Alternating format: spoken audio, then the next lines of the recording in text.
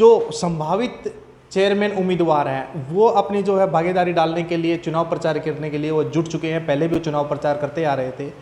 जींद जिला हमेशा राजनीति का गढ़ माना जाता है हरियाणा के अंदर।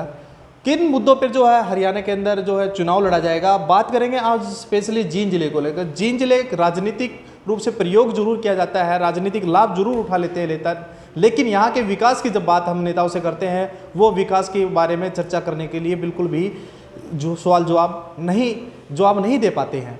और इसी विषय पर लेकर के हरियाणा व्यापार मंडल के जिला प्रधान और कांग्रेस के वरिष्ठ नेता महावीर कंप्यूटर हमारे साथ में हैं। उनसे हम जानना चाहेंगे कि जींद का जो चुनाव होता है, जींद का चुनाव आखिरकार किन मुद्दों से लड़ा जाता है राजनीतिक के अंदर, यानी कि जो यहाँ पर चुनाव के मुद्दे जो हावी रहते हैं वो क्या कुछ रहते हैं। क्योंकि जींद ने काफ़ी मंत्री भी जो है हरियाणा सरकार को दिए हैं, बाहर सरकार को दिए हैं। यहाँ से पहली बार जो चुनाव है बीजेपी भी यहाँ से जीत करके निकली है। प्रधान जी, सबसे पहला हम आपसे सवाल यही जानना चाहेंगे, जो जींद जिला है, जींद जिला हमेशा राजनीति का गढ़ माना जाता है, लेकिन यहाँ से बीजेपी भी जीत चुकी है, कांग्रेस का भी राज रह चुका है, इनेलो का भी राज रह चुका है, मंत्री भी सेंटर में रह चुके हैं, लेकिन जींद के विकास की कोई बात नहीं करना चाहता। निकाय चुनाव को कोर्ट की तरफ से मंजूरी मिल चुकी है, लेकिन फिलहाल हम यहाँ के बात करें समीकरण को लेकर के, यहाँ के मुद्दों को लेकर के, वो क्या कुछ हावी रहेंगे। पहले मैं आपको बताना चाहूँगा, जो जींद के विकास की बात है, जींद का विकास जैसे हमारे हरियाणा में 7 जिले बने थे, उनमें से एक ज़िला हमारा जींद है। तो जींद विकास के मामले में पिछड़ा हुआ है। जींद यहाँ ऐतिहासिक रैलियाँ होती हैं, चाहे रैली चौधरी देवलाल की हो, बहुत अच्छी रैली हुई हैं, चाहे रैली बीजेपी सरकार की भी हो, उनकी भी अच्छी रैली हुई है। और कुछ समय पहले हमारे चौधरी भूपेंद्र सिंह हुड्डा, जो 10 साल का उनका शासनकाल था, तो उनकी भी रैलियाँ बहुत हुई हैं और ऐतिहासिक रैली हुई है। तो सबसे पहले तो मैं आपको बताना चाहता हूँ, ये रैलियों का गढ़ है। यहाँ ये बीच का स्थान समझ के ले लो, जो भी रैली होती है यहाँ ऐतिहासिक होती हैं, लेकिन हमारे जींद के लोग ठगा से महसूस कर रहे हैं विकास के मामले में। तो चौधरी भूपेंद्र सिंह हुड्डा मुख्यमंत्री रहे थे, उनके शासनकाल में हमारे विकास की गति जींद को मिली थी। जैसे आप देख रहे हों, चाहे महिला कॉलेज की बात हो, चौधरी भूपेंद्र सिंह हुड्डा की देन है, चाहे आप हमारे स्वतंत्रता सेनानी रणवीर सिंह हुड्डा के नाम से यूनिवर्सिटी है, वो चौधरी भूपेंद्र सिंह हुड्डा की देन है। चाहे बाईपास की बात लाओ, वो भी चौधरी भूपेंद्र सिंह हुड्डा की देन है। और चाहे विकास कार्य, जो गलियों के विकास हैं, जो कमेटी के अधीन कार्य आते हैं, तो उसमें भी हमने एक बहुत बड़ी अच्छी शुरुआत चौधरी भूपेंद्र सिंह हुड्डा ने की थी। कम से कम 50 करोड़ की ग्रांट जींद को दी थी और जींद में अच्छे विकास हुए थे, सीसी की सड़कें बनी थी। लेकिन आज आप विकास देख रहे होंगे, पैसा तो खूब आया, कमेटी में पैसे की कमी नहीं, लेकिन पैसे को स्त्रियां भ्रष्टाचार में पैसा ऐसे ही बहा दिया, तो भ्रष्टाचार की वेट हमारा जींद का विकास चढ़ चुका है। आपने हाईवे की बात करी, शहर को दिए हैं, जींद के विकास की आपने बात करी, ठीक है, एजुकेशन संस्थान यहाँ पे कांग्रेस ने दिए हैं। जिस हाईवेज़ की आप बात कर रहे हैं, बीजेपी कह रही है कि उनका क्रेडिट हमको जाता है क्योंकि ये कार्य हमने करवाया। क्रेडिट तो कोई भी ले लो, क्रेडिट लेना एक आसान काम है, लेकिन आप देख रहे हो ये जींद की जो यूनिवर्सिटी की बात है, इसका भी क्रेडिट ले रहे हैं बीजेपी वाले। पिछले दिनों चर्चा का विषय था अभी यूनिवर्सिटी को चलाने के लोन की ज़रूरत है, जबकि ये जो हरियाणा सरकार है, बीजेपी की सरकार है, इसका शिक्षा का भी निजीकरण करने जा रही है। तो यहाँ जींद के विकास की बात आप ले लो, जो कमेटी में मुद्दा बनेगा, जींद के विकास का मुद्दा बनेगा। जींद जितने भी प्रमुख रोड हैं, चाहे उसमें सपीदो रोड ले लो, चाहे उसमें गुहाना रोड ले लो, चाहे उसमें रोहतक रोड ले लो, सारे जितने भी रोड टूटे पड़े हैं। विकास नाम की कोई चीज़ नहीं, बार बार पैसा लगाया जाता है, बार बार रोड टूट जाते हैं, कोई प्लानिंग नहीं। यहाँ हमारे अमृत योजना के तहत काम चल रहे हैं, जहाँ भी अमृत योजना का काम चला है 2 साल से पहले तो काम बना है नहीं। आप देख रहे हो देवलाल चौक, रानी तालाब से देवलाल चौक उखाड़ दिया और यहाँ बड़े बड़े खड्डे हैं, तो जिनकी सड़कों में खड्डे ही खड्डे नजर आएंगे और लोग इतने परेशान हैं जिनके यहाँ एक्सीडेंट हो चुके हैं, चोटिल भी हो चुके हैं, सरकार का इसकी तरफ कोई ध्यान नहीं।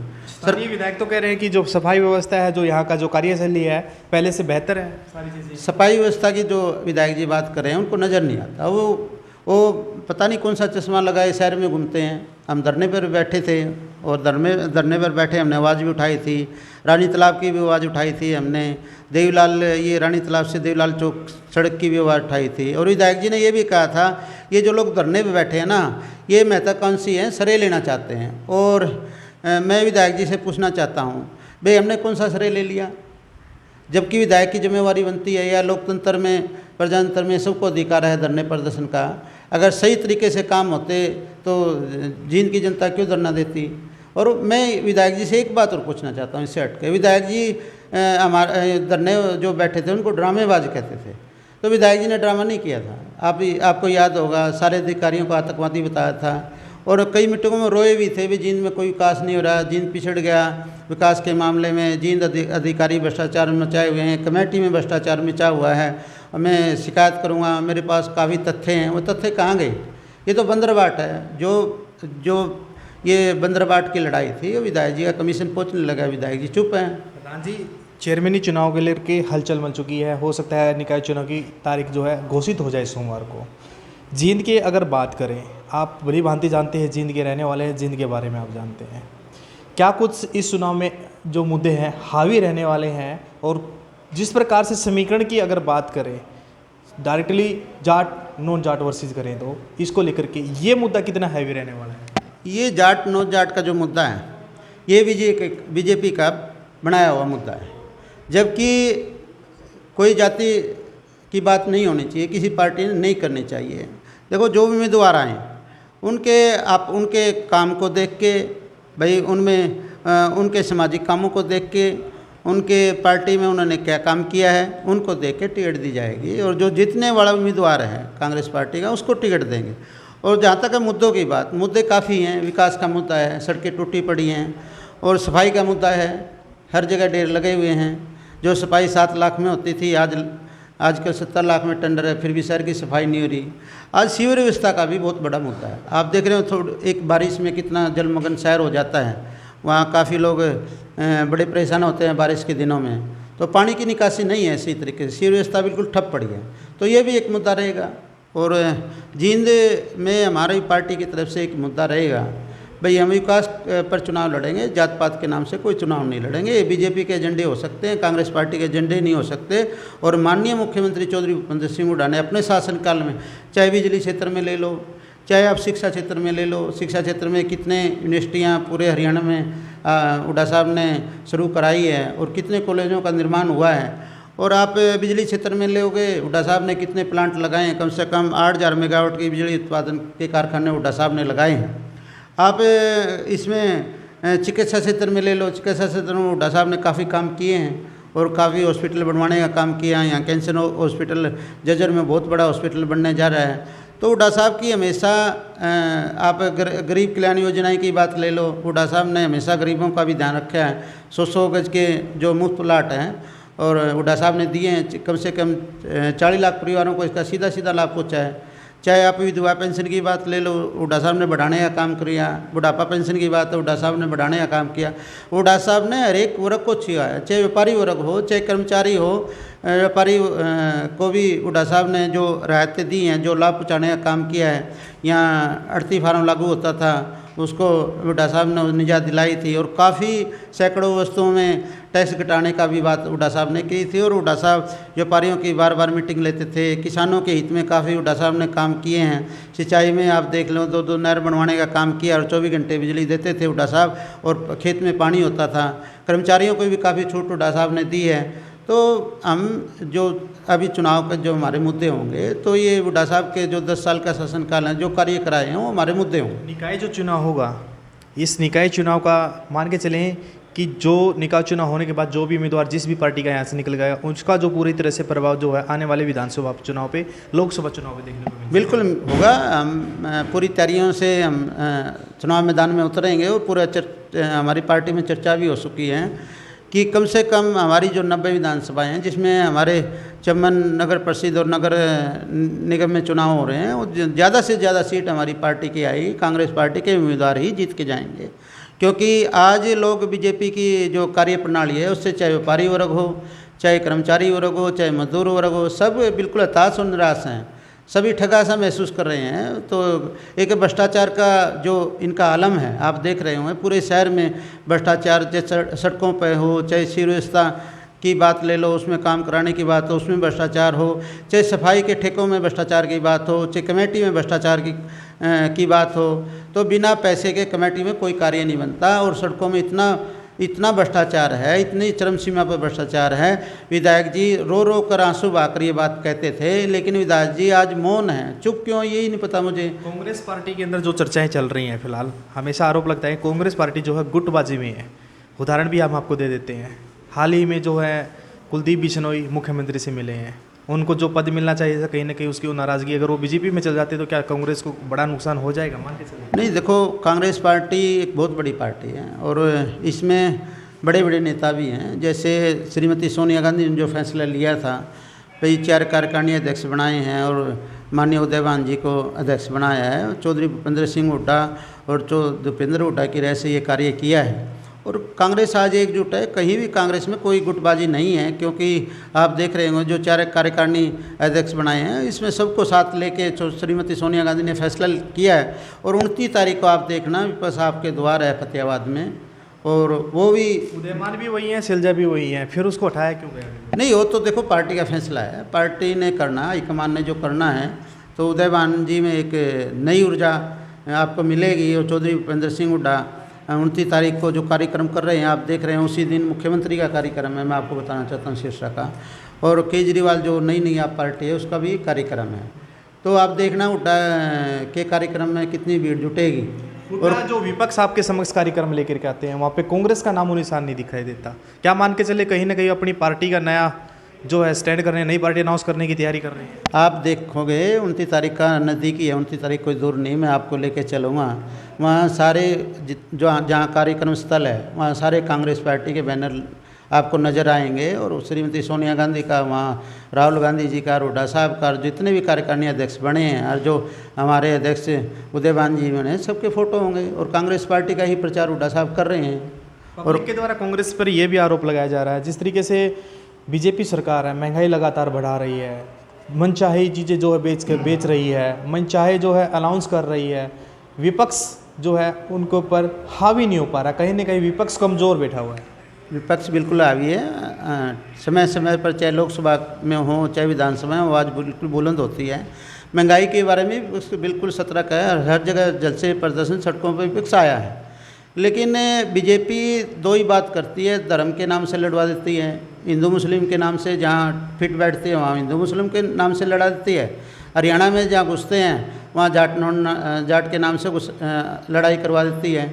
तो बीजेपी इसका धर्म के नाम से, जाति के नाम से फ़ायदा उठा लेती है और ये मुद्दे को गौण कर देती है। लेकिन विपक्ष बिल्कुल सड़कों पर उतरेगा और वहाँ आप देखें बहुत बड़ी रैली हमारी होगी, वहाँ भी सारी महंगाई के बारे में, जैसे जो सिलेंडर कांग्रेस पार्टी में 400 रुपये का मिलता था कांग्रेस सरकार में, वो 1200 रुपये हो चुका है। आप पेट्रोल देख रहे हैं जो 60-65 रुपये की दर से मिलता था, वो आज पेट्रोल 116 रुपये लीटर हो गया। बीजेपी सरकार करी जो हमारे कार्यकाल में महंगाई बढ़ी, इससे ज़्यादा तो महंगाई कांग्रेस कार्यकाल में। ये बिल्कुल ऐसी बात करती हैं जो विश्वास के लायक नहीं है। आप देख रहे हैं, आप रेशो निकाल लो, आंकड़े निकाल के देख लो, भाई बीजेपी सरकार में महंगाई ज़्यादा थी, कांग्रेस पार्टी में ज़्यादा थी। कांग्रेस पार्टी में आम जो रसोई का बजट था वो बिल्कुल ये रसोई के बजट में बिल्कुल एक गरीब आदमी के हिसाब का बजट था। अब गरीब आदमी और जो मिडिल क्लास है उसका रसोई का बजट ही बिगड़ गया। वो 2 वक्त की रोटी कमाने के लिए दर दर की ठोकरें खा रहा है। प्रदेश में एक नई पार्टी आई थी जो हरियाणा में गठबंधन के साथ सरकार बनाई हुई है, उन्होंने यहाँ से कहा था कि जींद को राजधानी बनाएंगे, आज फिर कह के जा रहे हैं कि राज आने दो फिर राजधानी बनाएंगे। नहीं, ये तो उनके सपने दिखाने वाली बात है। जींद को राजधानी बनाने की बात कर रहे थे, जींद तो ग्रामीण बन गया, जींद तो अपराध की राजधानी बन गया। ये बात कहने में उन्हें शर्म, जरा भी शर्म नहीं आती। भाई वो जींद आते हैं, एक महीने में 2 बार आते हैं, वो जींद को कहीं ये तो दिखा दो, जींद को राजधानी बनाने की तो बात है, जींद को आप हिसार की तरह दिखा दो, जींद को आप रोहतक की तरह दिखा दो, जींद को आप कैथल की तरह दिखा दो। ज़िले जो बने हैं, कैथल है, चाहे रोहतक है, चाहे हिसार है, सिरसा है, उस ज़िले तक नहीं पहुँच पाए। राजधानी बनाने की तो बात दूर है, आप पंचकुला की तरज पे जींद काम कर दो। उनकी काम करने की कोई नीयत नहीं है, उनकी तो सिर्फ अपनी महत्वाकांक्षा है, भाई इस नाम से हम दोबारा फिर लोगों को बका लेंगे, बरका लेंगे। तो ये बात। हरियाणा व्यापार मंडल के जिला प्रधान है, बात करें वर्तमान सरकार की, व्यापारियों के प्रति क्या कुछ कार्य कर रही है, क्या कुछ होने चाहिए थे, क्या व्यापारी खुश हैं या परेशान हैं? व्यापारी बिल्कुल खुश नहीं है। जो कोरोना का टाइम जो आया था तो मंदी की मार व्यापारियों को काफ़ी पड़ी है, आज तक व्यापारी उबर नहीं पाए। मैंने बार बार एक डिमांड करी थी, मैं व्यापार मंडल का अध्यक्ष होने के नाते प्रदेश स्तरीय हमने यहाँ जींद में कार्यक्रम कराए और हमने डिमांड रखी थी, हमारा प्रदेश के मंच से ये डिमांड थी भी कोरोना में जो व्यापारियों को नुकसान हुआ है, चाहे वो बंद पड़ी दुकानों के बिजली के बिल थे, चाहे हाउस टैक्स थे, चाहे और भी आर्थिक सहायता थी, हमने डिमांड करी थी भी कम से कम व्यापारियों को, छोटे से छोटे व्यापारी को 2 लाख का नुकसान हुआ है और जो छोटे छोटे कारखानेदार थे उनको 10-10 लाख रुपए का कोरोना में नुकसान हुआ। कम से कम इनको आर्थिक पैकेज दिया जाए, सरकार ने कभी सुनी नहीं। बल्कि जो कोरोना में जो मार व्यापारियों में पड़ी थी, आज उस व्यापारी मंदी के शिकार हैं, जगह जगह आत्महत्या कर रहे हैं, किसान आत्महत्या कर रहे हैं, सरकारी कर्मचारी आत्महत्या कर रहे हैं, आत्महत्याओं का जोर है। चलिए प्रधान जी, एक सवाल मैं आपसे जानना चाहूँगा, आप जींद से हैं, वर्तमान सरकार ने जींद में ऐसा क्या करना चाहिए कि जींद के अंदर जो अब तक दाग लग जाए, जींद जो पिछड़ापन है वो दूर होगा?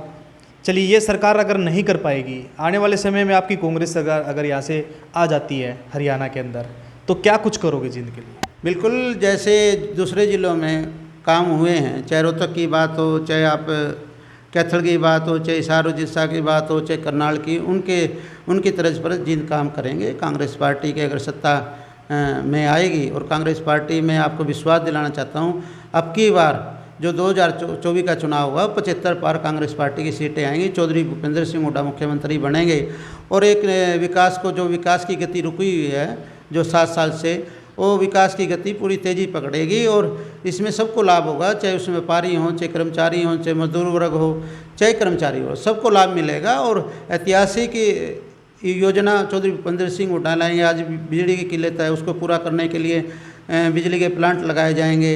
जैसे जींद में अपने बेरोजगारी है, पूरे हरियाणा में बेरोजगारी है, उनके लिए नए नए उद्योग स्थापित किए जाएंगे, सरकारी नौकरियों में भर्ती की जाएगी। तो कांग्रेस पार्टी चाहे कितने गरीब से गरीब आदमी हैं, जैसे 100 गज के प्लाट हैं, पिछले हुड्डा शासन में 40 लाख प्लाट मिले थे, तो हुड्डा साहब हर एक को लाभ पहुँचाने के लिए हर एक नई कल्याणकारी योजनाएं लागू करेंगे। सड़कों से, सीवरेजों से बाहर निकल करके जींद में ऐसा क्या होना चाहिए कि जींद का नाम हो, जींद के अंदर जो पिछड़ापन हो वो दूर हो? जींद के नाम तभी होगा, एक तो सबसे पहले यहाँ उद्योगों की ज़रूरत है। यहाँ बेरोजगारी बहुत फैली हुई है। जब भी यहाँ बड़े बड़े कारखाने आएंगे, जैसे उन्होंने चाहे मारुति उद्योग, चाहे उसमें पुर्जे बनाने की फैक्ट्रियाँ लगेगी और नए नए उद्योग यहाँ स्थापित होंगे, तो बेरोजगारी भी ख़त्म हो जाएगी और जींद की तरक्की भी हो जाएगी। 1-2 कॉलेज, बड़े बड़े कॉलेज बनाने की बात है और 1-2 यूनिवर्सिटी बनाने की बात है। हुड्डा साहब इसकी तरफ पूरा ध्यान है और फोकस भी करेंगे हुड्डा साहब जींद की तरफ। आए दिन व्यापारियों के साथ में हादसे होते हैं, छीना झपटी, लूट, गोलीबारी होती है। कुछ दिन पहले ही का मामला है, 50 लाख रुपये लूट लिए गए हैं। क्या कहेंगे, कानून व्यवस्था कैसी है? बिल्कुल, कानून व्यवस्था बिल्कुल ठप पड़ी है और अपराध पूरी चरम सीमा पर है। हर रोज़ आप अखबारों की सुर्खियाँ, चाहे टीवी चैनलों की सुर्खियाँ यही रहती है, भाई आज इस ज़िले में इतना अपराध हो गया। हर रोज़ कम से कम दर्जनों घटनाएँ हमारे जींद में होती है व्यापारी की, चाहे फिरौती के मामले हों, चाहे हत्या के मामले हों, चाहे लूटपाट के हैं। अपराध का बदमाशों कोई किसी प्रकार का खौफ नहीं है। मान के चलिए प्रशासन कमज़ोर है या सरकार के साए के अंदर हो रही है? प्रशासन इतना कमज़ोर नहीं है, इसमें सरकार फेलियर है। सरकार जब पूरी दृढ़ निश्चय करके काम करने की कोशिश करेगी, सरकार जैसे यूपी में हो रहा है ऐसे हरियाणा में करेगी, तो अपराध खत्म हो सकता है। लेकिन इसके लिए दृढ़ निश्चय करने पड़ते हैं, तो दृढ़ निश्चय करने की ज़रूरत है। आज व्यापारी, पूरे प्रदेश का व्यापारी बह के साए में है। एक आखिरी सवाल पूछना चाहूँगा, अब तक जो कार्य विधायक वर्तमान ने करवाए हैं उनसे कितना कुछ है, क्या करवाएं? मैं ये बात कहूँगा, विधायक एक काम तो गिनाएं, मैंने ये काम किए हैं। विधायक तो श्रेय लेते हैं, जैसे ये जो पुलों का निर्माण हुआ है, ये पता है भी रेलवे डिपार्टमेंट की एक बात आई थी, भाई फाटक बंद करेंगे, तो उनके तहत ये काम हो रहे हैं। तो सड़कों की बात है, अमृति योजना, विधायक बनने से पहले ये योजना लागू है। मेरी नज़र में विधायक एक अच्छा काम गिना है, भाई मैंने शहर में ये तो सड़क बनाई है। ये जो गलियों का निर्माण था, वो हमारे जो चेयरमैन थे वो सरे ले रहे हैं, अभी मैंने बनवाई हैं। तो विधायक का तो मुझे कोई काम नज़र ही नहीं आता। विधायक तो बिल्कुल जो बात कर रहे हैं, अभी मैंने विकास कार्य कराए हैं, विधायक के शासनकाल में कोई भी ऐसी घोषणा नहीं हुई जो मुझे याद है। विधायक ये तो गणाए हुए मैंने यह सड़क बनाई, जब भी कोई सड़क का नाम आता है अमृत योजना, अमृत योजना पहले से लागू है। तो विधायक के खाते में तो कोई काम आता ही नहीं। एक बाखड़ा की बात करें, बाखड़ा पानी लाएंगे, बाखड़ा पानी लाएंगे, वो जब आएगा जब पता चलेगा भाई ये विधायक ने ये काम करवाया है, बार बार एक ही बात रटा लगाए हुए हैं, हम बाखड़ा का पानी लगाएंगे। बाखड़ा पानी की ज़रूरत है जिनके लोगों को। चलिए, ये थे हमारे साथ में व्यापार मंडल, हरियाणा व्यापार मंडल के जिला प्रधान और कांग्रेस के वरिष्ठ नेता महावीर कम्यूटर। इनसे हमने काफ़ी चर्चाएं करी महंगाई के मुद्दे को लेकर के, जींद के विकास को लेकर के। अब जितनी भी चर्चाएं हुई है, अब सवाल तो खड़ा होता है कि जींद के विधायक कोई ना कोई काम तो गिनवाए कि जो जींद के लिए उन्होंने किया है। सड़क की व्यवस्था यहाँ पे फैल है, सीवरेज यहाँ पे फैल है। रही बात यहाँ के इसके पिछड़ेपन को दूर करने के लिए उद्योग यहाँ पे लाने पड़ेंगे। अगर जींद का पिछड़ापन यहाँ से दूर करना है तो शिक्षा को बेहतर जो है बनाना पड़ेगा। जो क्रेडिट बीजेपी ले रही है, कह रही है कि हमने हाईवेज बना दिए जींद के चारों तरफ से, वो बीजेपी तो क्रेडिट लेने का काम कर रही है, लेकिन वास्तव में जो उनकी अनाउंसमेंट हुई है, महावीर कम्यूटर का कहना है कि वो कांग्रेस की देन है सारी की सारी। हालांकि अब निकाय चुनाव होने हैं, क्या कुछ बदलेगा, कौन किसके हाथ में चेयरमैनी जाएगी, ये तो आने वाला समय ही बताएगा। प्राइम न्यूज़ हरियाणा के लिए जींद से अनिल कुमार।